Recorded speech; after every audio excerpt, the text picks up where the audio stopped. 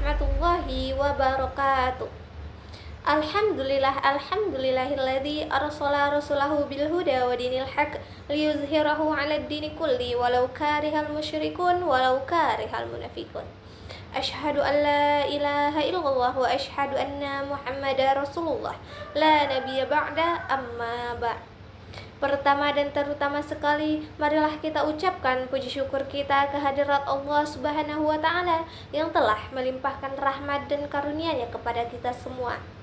Sholawat beriringan salam tak lupa dan tak bosannya kita hadiahkan buat arwah junjungan umat, yakninya Nabi besar Muhammad sallallahu alaihi wasallam. Allahumma sholli ala sayyidina Muhammad wa ala ali sayyidina Muhammad.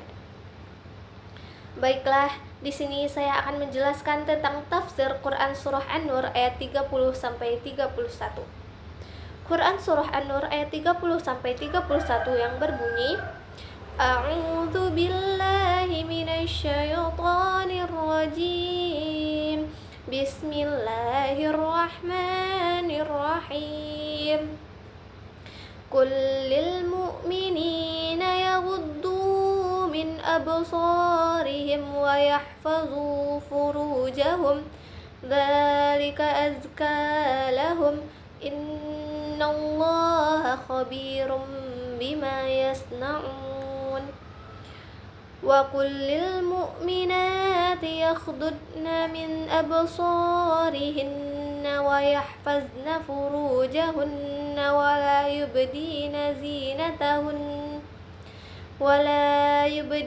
zinatahunna illa ma zahara minha wal yadribna bi khumurihinna ala juyubihin wala yubdina zinatahunna illa li bu'ulatihinna aw abaihinna aw abai bu'ulatihinna أو آباء بعولتهن أو أبنائهن أو أبناء بعولتهن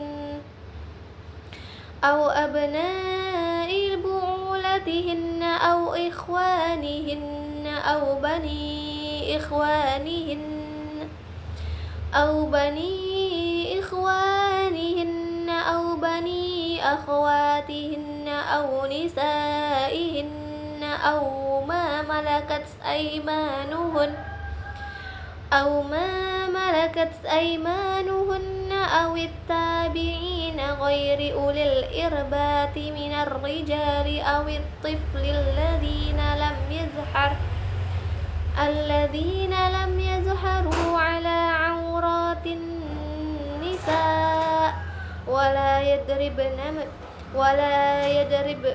ولا يضربن بأرجلهن ليعلم ما يخفين من زينتهن وتوبوا إلى الله جميعا أيها المؤمنون لعلكم تفلحون.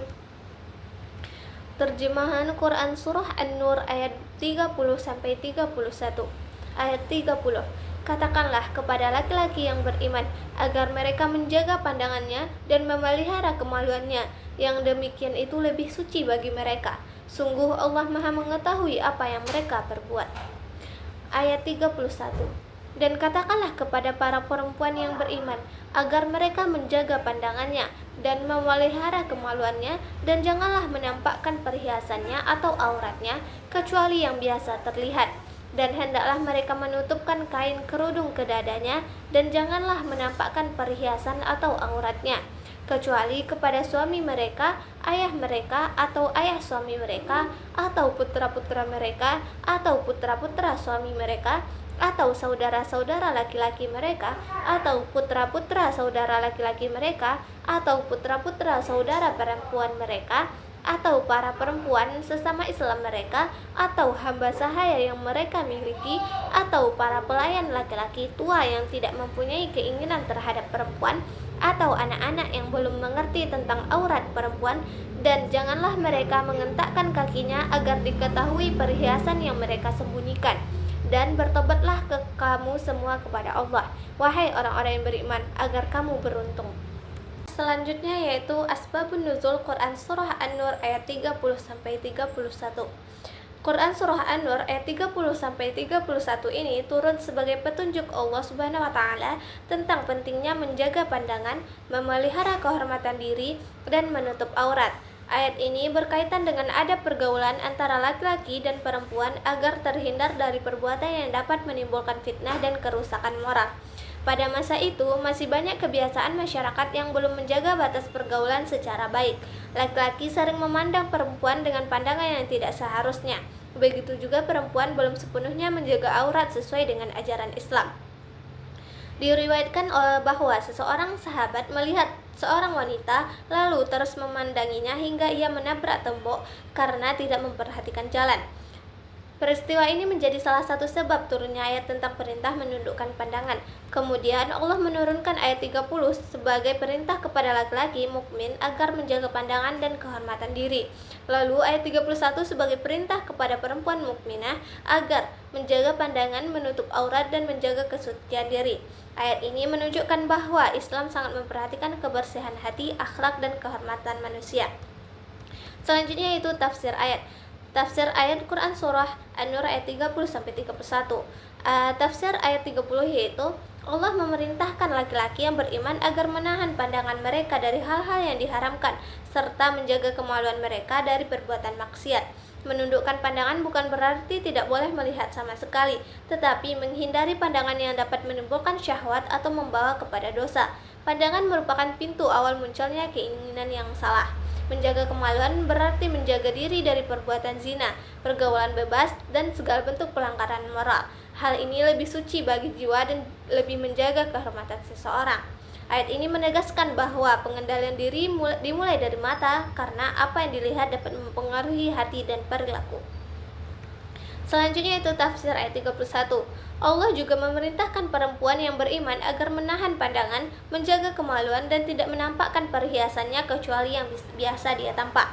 Perempuan diperintahkan menutupkan kain kerudung ke dada mereka sebagai bentuk penjagaan aurat dan kehormatan. Pada masa jahiliyah, sebagian perempuan memakai kerudung tetapi bagian dada masih terbuka. Maka ayat ini turun untuk menyempurnakan adab berpakaian dalam Islam.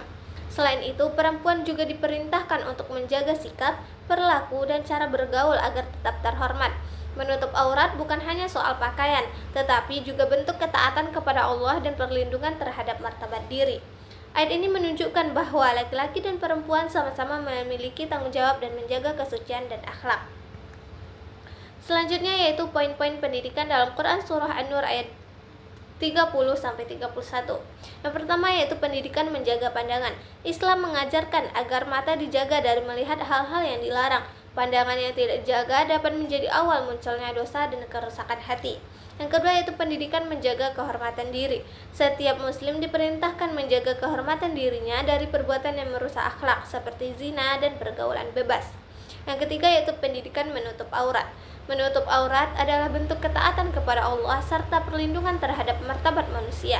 Aurat yang terjaga akan membantu menciptakan lingkungan sosial yang lebih baik. Yang keempat, pendidikan akhlak dalam pergaulan. Ayat ini mengajarkan batasan pergaulan antara laki-laki dan perempuan agar tetap terjaga kesopanan dan kehormatannya. Dan yang terakhir, pendidikan kesucian hati dan jiwa. Menjaga pandangan dan perilaku akan membantu menjaga hati dari penyakit seperti hawa nafsu yang berlebihan, iri, dan keinginan yang buruk.